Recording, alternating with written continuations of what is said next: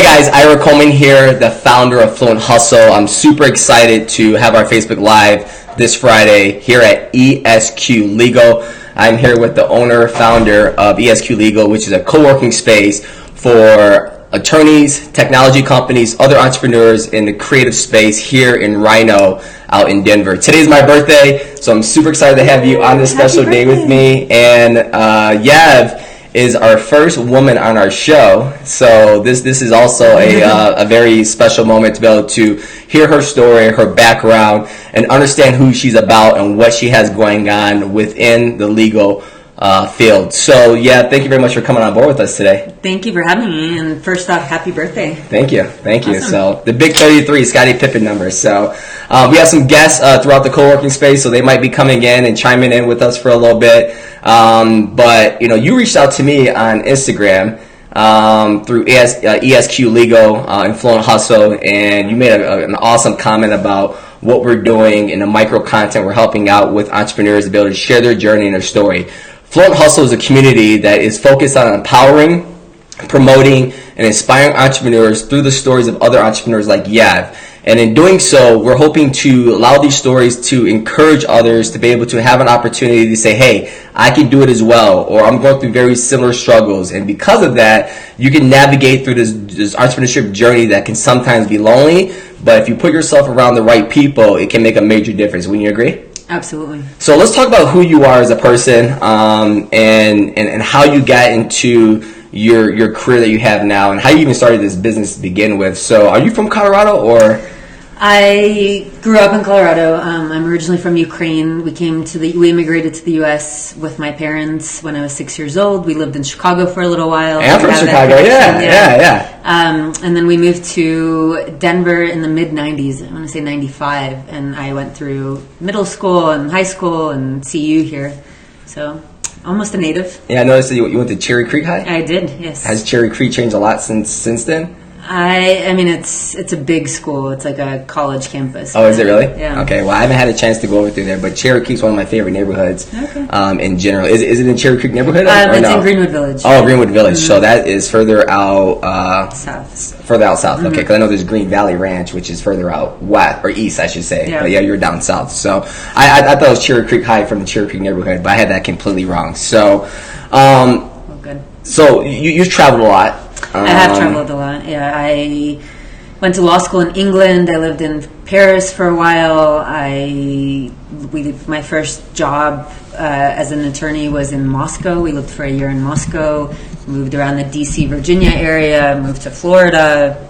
Back to Denver now. So. How do you like Denver overall? I love Denver. Every time I come back, my parents have lived here this whole time. So every time I've come back, it's just been mushrooming, and it's been amazing. It's definitely not the city it was back in the mid-'90s, and coming here has been, just as exciting as going to New York or San Francisco for me. So. That's awesome. Mm-hmm. That's awesome. So I moved from Chicago about a year and a half ago, and every single day, especially on days like this, I mean, it's oh my gosh, yeah. mid-March. How could you? 65 degrees, sunny, right. and it's so beautiful to be able to be out here. Are you into sports, skiing, snowboarding, anything like that? Do you take advantage of the mountains? I do. I ski. I mean, I hike. I'm not a super Colorado outdoorsy person, but Yeah. I love hiking for sure. Being out there. I mean, I unfortunately don't have much time to get out and do that. Of course, not many business owners have that time, but That's right. definitely try and get as much time as you can to separate yourself Absolutely. from the heavy pressures you have on running a business Yeah. and being an attorney at the end of the day. Yeah. So I mean, mental health days are so important, and self-care days, and that's a conversation we constantly have. beautiful. Well, Yeah. I'm glad you mentioned that because I really want you to talk about that later on. Sure. So how did you get the passion to even like become an attorney? Like, where did that start? How did that come about? And I know you lived in England for a little while. Mm-hmm. Did you study there as well? I did, yeah. Okay, so let's talk about that journey. First of all, before we get into that journey, let's talk about like what was your first ideal career path when you were younger? You're like, I want to grow up and be like, what comes to mind when you think about that? So growing up, I was still kind of a mega feminist. So I just wanted to do things that girls didn't typically do. So I remember when I was in elementary school, I know girls played the saxophone, so I would play the saxophone. I'm tone deaf. I can't hear music at all. I not good in that department, but I would sit outside of our balcony in Chicago doing Lisa Simpson style playing, and I just wanted to prove that no girls did it, so I had to do it. But I wanted to be just kind of things that girls typically didn't do. In my mind, it was a policewoman or just those kind of breaking the mold roles. Well, we have something in common. I used to play saxophone as well. Okay. And that's I'm sure you did much better than I did. Probably not much better. And that's something I want to get back into doing again. My mom was always like, if you want to do it, just like go pick it up and start playing again. But it's a matter of timing. So, is that something you just noticed early on that being younger that girls and women weren't in the spotlight in those particular playing the saxophone or Absolutely. Having a career being a firefighter, or was that something that was ingrained in you throughout your family? It wasn't at all. I mean, I come from the former Soviet Union is sort of the roles are very traditional, and male's role is it's very patriarchal there basically, and sure. So I don't come from that kind of revolutionary understanding or social understanding, but it was just something that was innate in me and something I felt very strongly. I wanted to stand out and I wanted to do something different. Good for you. Good for you. Well, we definitely appreciate that, and I'm sure the world and even the community here in Denver probably recognizes that with your ambition and your passion to be a pioneer moving forward. And I know that you have from when I was speaking to Larkin earlier.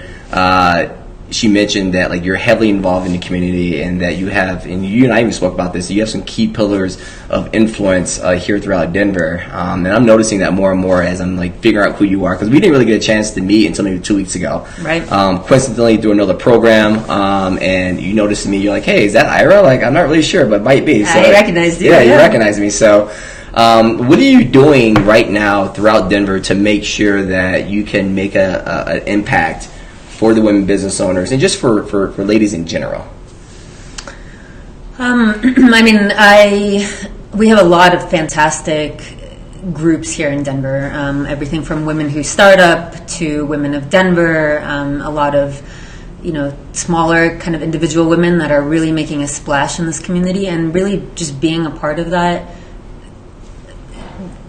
as a mass and together promoting and trying to figure out ways in which we can collaborate and be more inclusive. So, as far as ESQ Legal, try to do a lot of female entrepreneurship and law-related events here, really pushing the global women in blockchain movement as well. Yeah. As you may know, it's the population for women and is very low. It's, I think, 2 to 5% according to Forbes. So the community involvement is very low. Yeah. So really trying to push that forward as well, because it's such an interesting area to be in, and there's really a place for women to rise on top. The Commons on Champa also does a lot of great things. Which we're major advocates of. We are, yes. Go Jackie and Jesse and the Downtown Denver Partnership and everybody else there. They're doing a lot of great things. So, just trying to get involved in as much of those kind of things as possible. I'm really passionate about it. Supporting anybody in any way I can. Absolutely. Well, I appreciate, again, you taking the forefront of taking those actions. It's not easy. It's probably a day-to-day challenge. It's something I can't even speak on. But we'll dip more into that in a little bit. So ESQ Legal is a collaborative co-working space for attorneys, technology companies, other entrepreneurs, and other creative type businesses and business owners. So let's talk about this space here, and I really wish that we had an opportunity to show it, but I'll do a follow-up video of just a quick tour after we're done with our Facebook Live. But let's talk about this space. When I first came in here, just to kind of get my eyes on it, I was like this is an attorney co-working space. The painting on the walls right here just stand out, and the space is very fun, and it's lightning in terms of the soul, right? Mm-hmm. When you walk into an attorney, a lawyer environment, it always seems so rigid, right? And I believe that you might have some intentions of changing that up a little bit. So let's talk about what your intent is behind ESQ Legal as a co-working space, and how you're making it welcoming for attorneys and their clients. Right. So the main vision behind ESQ Legal, when I started at the end of last year, was to really bridge the access to justice gap with how attorneys are practicing law, the tools that they have, the way that they're collaborating, that it doesn't have to be in a traditional kind of law firm environment. So they can be solos and they can be small firms and they can have the same kind of tools and technology and privacy, etc., to practice and be efficient and strong in their practices, and at the same time offer that benefit to the legal consumer community. So, I mean, I've grown up with legal services and the law being very much kind of an ivory tower kind of thing. Mm-hmm. You think about looking for an attorney and you think about 17th Street attorneys, you think about, 20th floor in some high-level building, and you don't know who to consult with. You start kind of counting how much it's going to cost you. And it's a very kind of antiquated model. So and very intimidating, too. And intimidating, if you talk absolutely. about the ivory tower and, the street location and, the persona that, walking to that office and not knowing what you're getting yourself into, expensive from a view perspective, but then super intimidating on just the stigma that an attorney might have in general, right? So ESQ Legal really tries to break that or bridge that gap, and have the space is retail accessible. So basically, if you're working on an idea or a project or a new business concept and you're scribbling it down on a napkin, this is kind of your natural flow of, this is where I find my business attorneys, and they're on the same level as I am. The attorneys here are, very passionate about helping people.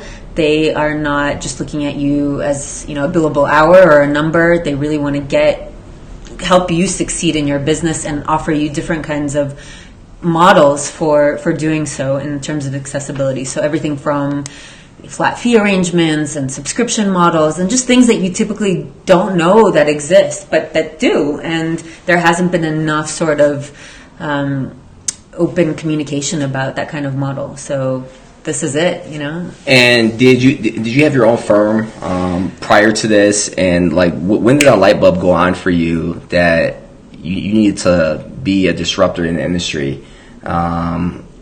If you can kind of just express a little bit of details on that. Sure. So I've been a practicing corporate startup and technology attorney for the last 10 years.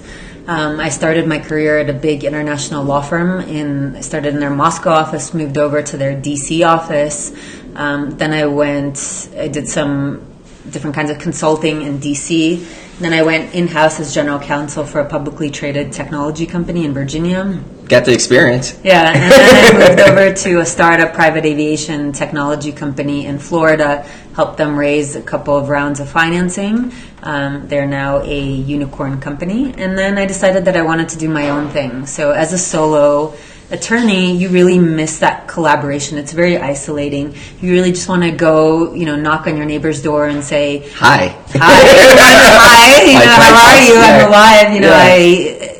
Amidst all the stresses of being an attorney, just kind of a personal thing, first off. And then collaboration, what do you think about this? How should I structure this partnership agreement? Have you seen this kind of unique scenario before? Do you have, can you opine on that? And that, you miss that. Sure. The other thing that we've started doing here at ESQ is we've connected to a larger law firm that does law nights. Okay. They volunteer in the community with time and advise. And are you hosting law nights here? No, we go on site to inner city, for Colorado inner city, but schools and other centers where people need legal advice and can't necessarily pay for it. So you're actually going out to the community, yes, exactly. And providing your experience and resources to those individuals. That's super awesome. Yeah, it's really cool. I love it, and it just really gives me satisfaction. So that, and then advising and supervising law students at the Commons on Champa, advising entrepreneurs, that really gives me a lot of satisfaction. But that's something that you miss as a solo, not having those kind of opportunities that you technically have at a law firm. And everything is kind of pre-planned. You have a bigger marketing department. You have more resources, basically, and you miss out on that as a solo. So what should we expect moving forward from ESQ Legal? What are your ambitions to really allow this to be a powerhouse resource center for attorneys, for tech companies, startup entrepreneurs, or maybe entrepreneurs that might be trying to downsize and realizing, hey, you know what, I built too much and it's not efficient. And you talk about the creative aspect. I know that you have a lot of art throughout here from the community. And First Friday for Rhino, you had you participated in the First Friday for Rhino, and then you had your artists coming here as well. So it seems like you're really trying to pull from different vertical markets and getting the community together and allow it not to be so intimidating overall. What's your intent behind that? Absolutely. So we partner with a nonprofit organization called Project Heartwork, and they fight human trafficking through art and art therapy and kind of everywhere in the art world. Their art is fantastic. It's affordable and it goes for a good cause. So we do participate in First Fridays here. We have a lot of great people come through the space, and I welcome all of you to come and check it out each First Friday of every month. There's wine and I missed out on it. Like, yeah, but it really the crowd here is amazing, and from a kind of mingling perspective to just really appreciating some of the things that are going on in the community and in the broader kind of world and the issues that are relevant here. Of course. So let's talk about your journey and the struggles you dealt with. One from as an attorney from a corporate perspective, to then becoming a solo entrepreneur attorney, to then getting ESQ co-working space underway. Like, what's the thing that's most prevalent, that sticks out about getting this underway that you weren't expecting out the gate? Yeah, I mean, I'm living the kind of entrepreneurial journey at the moment, the roller coaster highs and lows, and there were times. I mean, and if you look around the space, kind of every little detail has a story. We were putting together chairs till 1, 2, 3 o'clock in the morning, to just sitting here in this 5,100 square foot space and crying and just thinking like, what did I get myself into? To then waking up every morning and being excited about the vision and really believing that there's a lot of opportunity around here, that there's a lot of community that I'm building, and really pushing this access to justice vision. So all of that, but the main struggle for me personally has been, I'm a mother of two young boys, and this has always been a struggle in my personal career. Every time I'm kind of rising in the ranks, whether it was in the large law firm to general counsel to here, it's balancing that home work balance, and there is no balance, unfortunately, and you're always sort of feeling like you're either not putting enough as an entrepreneur or you're not putting enough as in your family, and that is single-handedly the most painful struggle. Sure. I mean, all this other stuff, I mean, it's exciting, and the entrepreneurial kind of lows and highs are there, but that really kind of... How do you manage that then? Like, you got a family, you're a powerful woman, you're a woman of influence, you're running a business. 3 businesses. Several businesses, right? And what advice can you give to, someone that is in that particular situation? You're really making it happen. You're doing for all the right, intents and purposes to make it happen. But how do you manage that then at the end of the day? I mean, the answer came straight kind of to my mouth, and that's surround yourself with the right people. Surround yourself with the people who can assist you, and surround the people who can bring you up and change your kind of paradigm, your thinking about things. I have a female sort of legal mastermind group that I'm a part of, and we started talking about this very issue, and I said, I feel like a bad mom, and I feel like people are judging me, and it's out there. And they said, you know what, screw all those people. Basically, it's, it's a different normal. It's a new normal. And, right. My mom bless her, she's out, helping with the kids. My dad is supporting us. My husband, like kind of the whole family has come together to really support this vision. But it's also finding these little, communities of people. I'm so blessed to have found Larkin, who's part of ESQ, and she can kind of play she just helps me kind of fill in the voids, and also kind of picks me up. I called her this morning and I said, just having a low day, and she's like, okay, don't worry, we'll strategize, we'll sit there and we'll figure it out. So just surround yourself with positive people who are on their own journey, and you guys can sort of bring each other up. I love you mentioned that is, surround yourself with positive, great people, and create a support system around you. So your family is very supportive. Your community, your masterminds, Larkin being here with you to support you, through those challenges, because being an entrepreneur is a lonely journey. No matter how big your team is or how small your team is, when you're the leader, you're at the forefront of making things happen, and you're getting your own head, and you come up with these limited beliefs and these self-fulfilling prophecies that that you have going on, and this is what Fluent Hustle is about. We're here to talk about what it truly takes to be in business. And coming up with an idea is a great thing. Fundraising is a great thing. But the aspect on a regular basis is understanding and discussing what the hustle aspect is, right? Absolutely. And, having a PMA, positive mental attitude, is super crucial, because if you're not positive or you don't have a support system that can keep you positive, everything else below you can crumble real quickly. Absolutely. So managing that, having a support system, that really allows you to have more moments of gratitude, because when you don't have the time and you're juggling multiple plates and multiple companies, and find that time with your family, how has gratitude been a pillar for you in your lifestyle? How has it been a pillar? I mean, in terms of being grateful for the things that I have, or well, like when you can find those small moments of just like being with your kids, or it's everything. It's, you need to find ways to replenish, right? And your tank goes low, you need to find ways, whatever it is, whether it's your friends, your sports, your outside activities, but you need to come in here into whatever it is that you're doing, and you have to sort of charge all the people around you. So you can't, if your energy, your outlook is low, then that infiltrates your business and the success of your business. Well, you definitely make a great point, is getting that gratitude bucket filled up again, right? And that's crucial. So what can we expect here in Denver and Rhino? You guys, being a co-working space needs to be a major pillar into this community itself.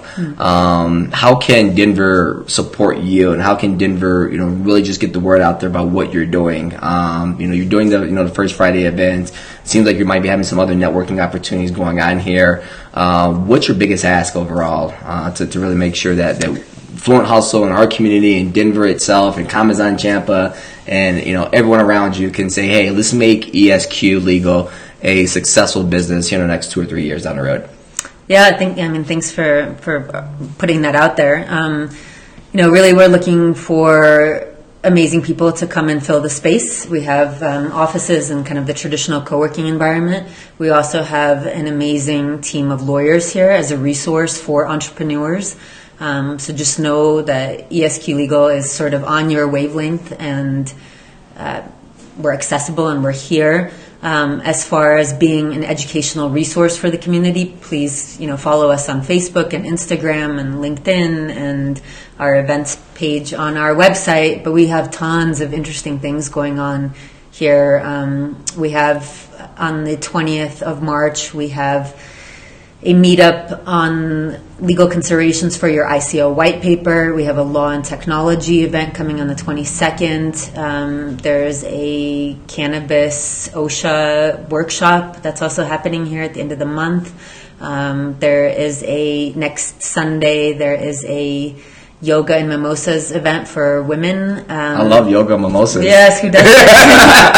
So there's tons of stuff going on, and we also welcome creative ideas and proposals for for utilizing the space in its in the best way that it can be. Well, opening it up for the community. I would love to collaborate with you. So Fluent Hustle, we're putting on these socials. We had one last night, and it's something I'm looking to do on a regular basis. And just like you, I want to figure out cool ways to network without it being so networkish, right? Like business is about getting to know one another. It's about getting on a personal level. It's about understanding what your struggles are, so that way I can be a resource to go out there and find those right people to come to you and really make it happen.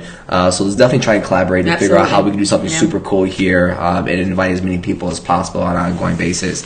What do you think is probably one, so I'm talking to the audience, the entrepreneur, what do you think is one of the major difficulties for a startup company to face when it comes to legal, advice or counsel when they don't have the resources to keep someone on a retainer or keep them in house within their business? Is there anything that kind of comes to mind that you see happening on a consistent basis that our community needs to try and bring awareness to? I mean, there are tons of free legal resources in town, whether it's the Commons on Champa or it's one of the chambers of commerce. I know they do like free legal hours and consults and things like that. The USPTO, the Patent and Trademark Office, also offer free consultations on protecting your IP. That's just generally there's a lot of free resources that you can tap into. Please feel free to contact me, and I can point you in the right direction. But again, you have a lot of lawyers that work on fixed fee arrangements, and they provide unbundled services, which is kind of a modern legal practice initiative. They're just keep knocking, basically. But really, the biggest advice is that do it early. It's very much like your health. It's a preventative thing, because you think that you can legal Zoom it or rocket lawyer it or just figure out how to be a lawyer on Google. Fair enough. I mean, kudos to you if you try that and it's successful, and it has been successful for some people. And you could do it in certain situations too, but not you can all absolutely. situations. I mean, you should. I fully believe in empowering yourself with as much knowledge as you can. There's a lot of self-taught people who didn't, go to university and they're brilliant. So, but just that you have resources like that, and people that especially lawyers that perhaps are fluent in business strategy and language and can be much more of a resource than just a contract drafter, for example. So can really guide you and say, I know that we had some conversations and said, maybe look at this and maybe think about this possibility. And it's not just strictly, I want your business and I just want to charge you for a contract. One thing I noticed about Denver in general, I probably said this many times, Denver is very collaborative and wanting to help out entrepreneurs and get this business community bigger than it ever has before. And I was speaking with another attorney that and he mentioned, go to cocktail hours, get out there and network, keep on knocking on doors, right? And share your story, because when an attorney finds that your passion is in line with their passion, they can be more willing to help you out. Not give things away for free, but they're willing to help you out, and it might even give things away for free. And it's just reassuring to hear that an attorney was indicating that, right? It's not just trying to say, hey, come work with me and take your money away, but an attorneys also need to be transparent. Say, hey, you know what? I'm not passionate about your project. I don't want to help you out, right? And that's probably the best news you can hear, as opposed to trying to put yourself in a position where the attorney's now obligated to help you out, right? And go find someone that can say, hey, I believe in who you are as a person. I believe in what you're looking to do in terms of hopefully making a change in our community. And I'm going to try and give you the best resources possible. And then bring me on, if possible, down the road to then work with you where it makes sense and makes fairness between everyone. An attorney should absolutely be thought of as a team player, right? Somebody who you want on your team, and likewise provides that value. It's not just a consultant. It's not just somebody, it can be, but it shouldn't be. And there are, again, enough talented and passionate attorneys here that are collaborative, that just want to help, that are not, we get such a bad rep, and that's not necessarily true at all. You're going to change that, right? I am on a mission to change that. Good. Well, I hope I can be alongside of you throughout changing, that rep that you have. And without proper legal advice and people that truly care for, the concept, we can't get where we need to be. And businesses can't flourish, and a lot of businesses go out of business, unfortunately, because they didn't do the things the right way the first time, or they didn't have the proper counsel to kind of guide them through that journey in the long run. So what's the best advice you can give for someone who is an entrepreneur? They woke up with low energy like yourself today, and they're just like, I can't do anymore, or what I'm taking on is too much, or maybe they're in a corporate environment where they've been working 5 to 10 years down the road, and not down the road, but they've been in the corporate environment for 5 or 10 years so far, and down the road they say, hey, I want to open up my business, but they're just gun shy. They're unwilling to take that level of risk that just to go ahead and pull the trigger to make it happen. So I think there's a 2-part question there, but how can we inspire our entrepreneurship community just to really get out there and take hold of their dreams? Again, I think that networking advice is really sound. Be around. I mean, I just remember thinking back when I was opening the doors here in mid-September, as it overlapped with Denver Startup Week. And that passion of entrepreneurs, that journey, that really solidified my kind of idea and my venture. And it was scary as all hell, but it was being surrounded by those people that are also just passionate about something that did it for me. So find, again, surround yourself with the right people, and if not, then come here and we will, give you all that energy. But there's just enough like hustlers and business-minded people here that are just looking to share and looking to collaborate and looking to uplift people. So start with that. I mean, that's just a very soft step into that community, and that'll get you to that next step. Well, I appreciate that. And one thing I was fortunate was, being in corporate financial sales is, in order to find business, you got to network, right? You got to find individuals who are aligned with you. Because if you don't share your story, you don't surround yourself with the right people, it takes a lot of energy to be a business owner. It takes a lot of energy. You can be an expert at whatever field that you want to be an expert into, but really to move ahead, you have to have a lot of energy. You have to dig deep, and you have to find whatever it takes to fill that back up, and not cheat yourself to say, hey, I'm gonna step away from the business too long, because then it's gonna be hard to get right back into the motion again on a regular basis. So but I really appreciate you being on our show. Thank you. This is phenomenal. I'm so happy that you reached out to me. This is what it's really about. I'm happy that we're able to share your story and your journey, and I'd love to continue to collaborate with you and figure out how we can get Denver on the next level of finding that success and being inspired and just figure out what encouragement we can take on to make a difference here in our community. So again, Fluent Hustle, we're here on site live, Facebook Live at ESQ Legal. What's the address? 3343 Larimer Street. And people can reach you out to Facebook, Instagram, your website. www.esqlegal.com. All right. And or you could email me at yev@esqlegal.com. All right. Or larkin@esqlegal.com. Does Cash have an email? Cash, we have a house dog. Come here. Give me a Cash. Come over here. So this is Cash. This is get Cash to this is there we go. Look at that.